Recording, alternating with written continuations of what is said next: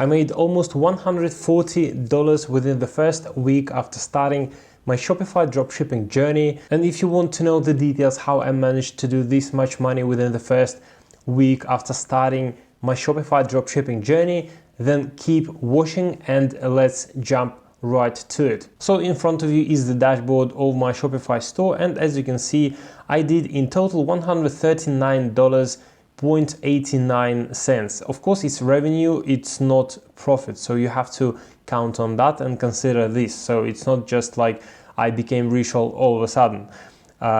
With e-commerce in general, the average kind of profit margin is about 20%.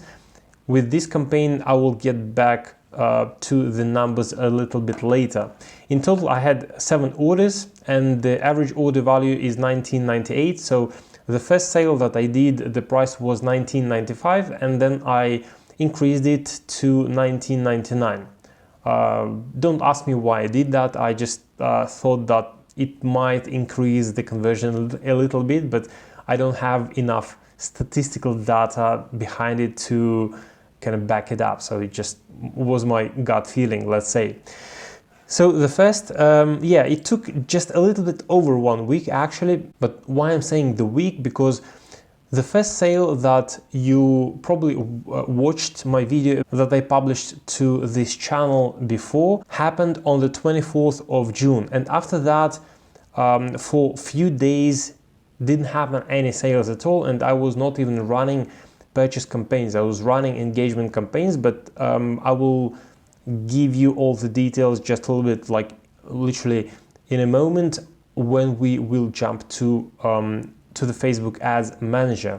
Then the majority of sales happened starting 30th of June.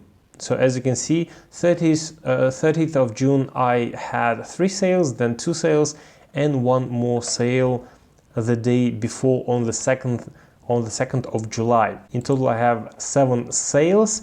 Conversion rate is 1.74, but in reality, it tend to be a little bit higher because the conversion rate was ruined a little bit by my engagement and video views campaigns, because I was running almost worldwide, but to e-packet countries. So the traffic was extremely cheap, and I had quite a lot of visitors, but they were not converting. So if we switch to the last 5 days since I started running purchase campaigns, as you can see, conversion rate is 3.6. So I did last 6 sales with this kind of conversion rate. So the conversion rate is pretty decent, which means that the store and the product page looks decent and somewhat trustworthy. At least I believe so. Now let's get to the most interesting part. It's of course Facebook Ads Manager. So right here we can see this is the first campaign that I ran and spent $15.51 and I did the first purchase. It's the very first purchase that I did with this Shopify store and within this my Shopify dropshipping journey, and this is the sale that I shoot a video about on this channel. It was the previous update of my journey, and you can check that video. I will add the card right here in the corner somewhere. So if you haven't watched that video, you can go and watch that as well. Long story short, the ad was running kind of like at the beginning, the stats were really decent, but then after 3 days, the stats were going down. I mean, the clicks were going down, and the CPM and CPC, all the costs were going up. So I decided to kill this campaign and try something different. So the next step that I went to, what I decided to try after that, was engagement campaign and video view campaign.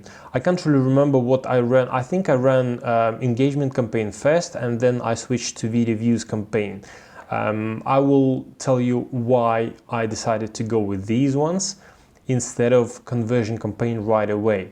So as you can see, cost per through play and cost per engagement were like, less than 1 cent of a dollar. And of course, these prices were mainly because I was running worldwide. I was running these campaigns targeting worldwide to e-packet countries only. The idea behind this strategy was to, first of all, season the pixel a little bit to give pixel a little bit better idea what my kind of potential audience is. But the main idea was to collect video views, 95% video views, enough to create lookalike audience. But long story short, it didn't work out that well. Now let's look into the most interesting and the most successful campaign, which was conversion purchase. And let's have a look into the ad sets. Well, first of all, I started a campaign budget optimization because I didn't have a lot of budget. I actually started this campaign with $10 and 3 ad sets within that campaign. So it would be like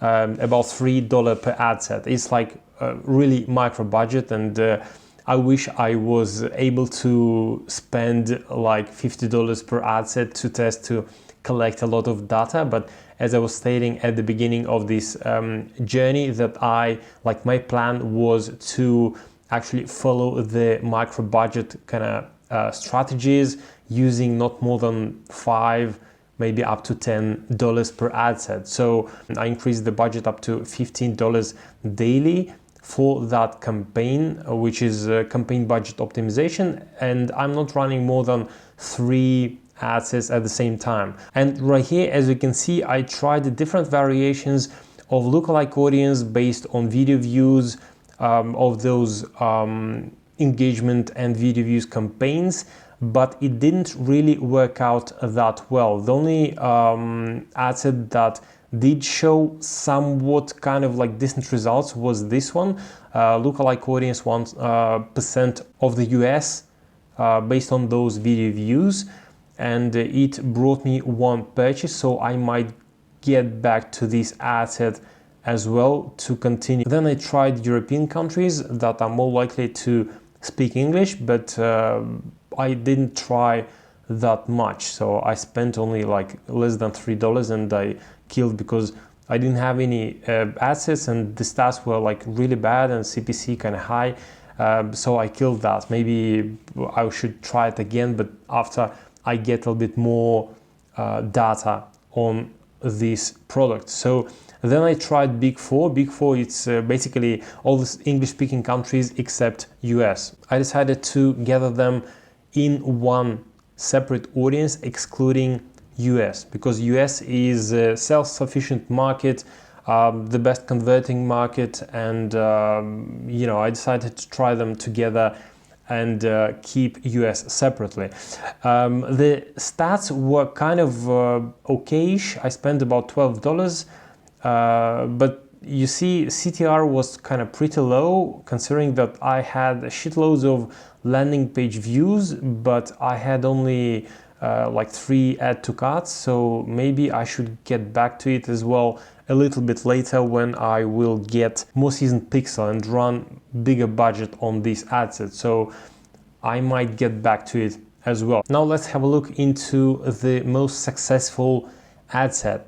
It's US cold traffic, not lookalike audience, just cold traffic based on interest. I used pretty narrow targeting. It was a flex targeting, but the audience size was about 1.1 million. So the size of the audience was pretty decent, but at the same time is probably the most targeted audience possible for the product that I'm selling. So considering that this ad set with cold audience with this targeting was showing the best results so far, I decided to kill all the rest of the options of the targeting, and I decided to keep just the US and duplicate this ad set into the all placements.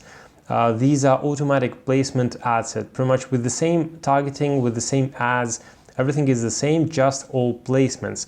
The stats I started yesterday, but again, yesterday was the whole system, Facebook and Instagram were going crazy, and that might affect in a negative way. So the stats were not great for yesterday. If we check the 3rd of July, we can see right here that I had quite a lot of landing page views, almost 30, but I didn't have a single add to cart or a single checkout initiated. But what I decided to do, I decided to add one ad set of add to cart to this campaign to see if it will be getting more add to carts and checkout initiated. So maybe I need to season the pixel even better and get those 50 conversions within the last 7 days to make it work great. But apart from that, I decided to leave this campaign as it is and keep it running for the next at least 3 days with a budget of $15. The cost of goods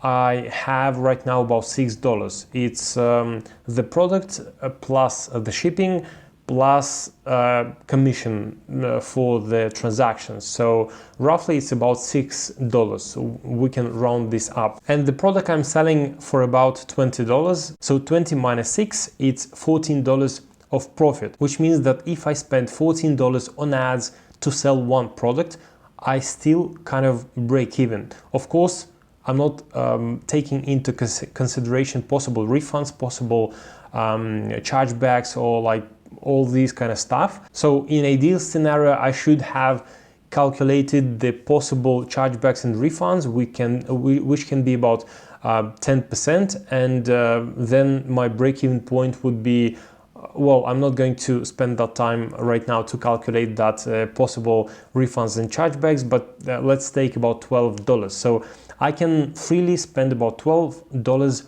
on ads to sell one item. So let's calculate how much I'm profiting right now and if I'm profiting at all. So let's round up the total revenue to $140, which I made after selling 7 items.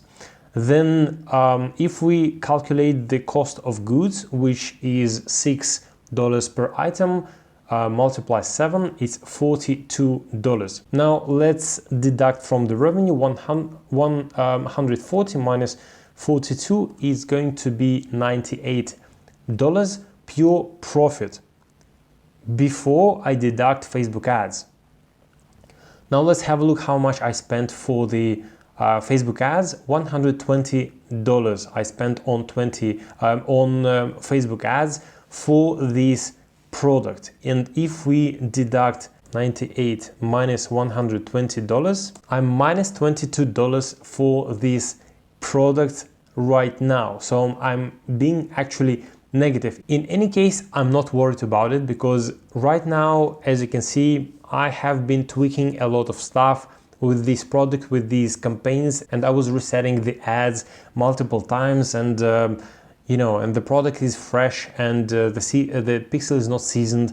I'm still testing different ads, different audiences, and all that, different approaches. Everybody wish to kind of make huge amount of money right away, but unfortunately it doesn't work this way. And this journey I created specifically to showcase the kind of truth behind these e-commerce type of business.